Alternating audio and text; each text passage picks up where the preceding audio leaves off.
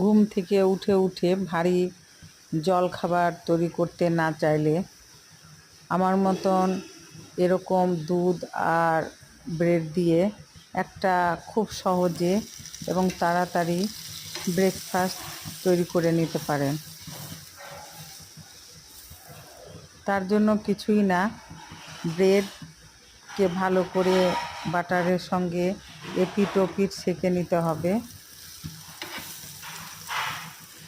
সেঁকা যখন হয়ে যাবে তখন তার উপরে দুধের সঙ্গে মধু দিয়েছি আমি, কারণ চিনিটাকে অ্যাভয়েড করেছি। চিনি থাকলে আপনারা চিনিও দিতে পারেন। বাস প্লেটে সাজিয়ে আর তার উপরে দুধ ঢেলে দিলেই আমার হেলদি ব্রেকফাস্ট তৈরি হয়ে যাবে।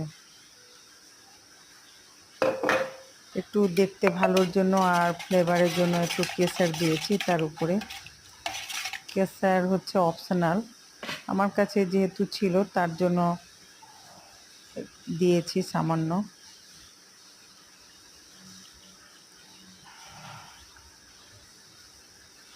এই ব্রেকফাস্টটা আমার হাজব্যান্ডের খুব পছন্দ, কারণ শর্টকাট ব্রেকফাস্ট, খুব সহজে কথা বলতে বলতেই তৈরি হয়ে যায়।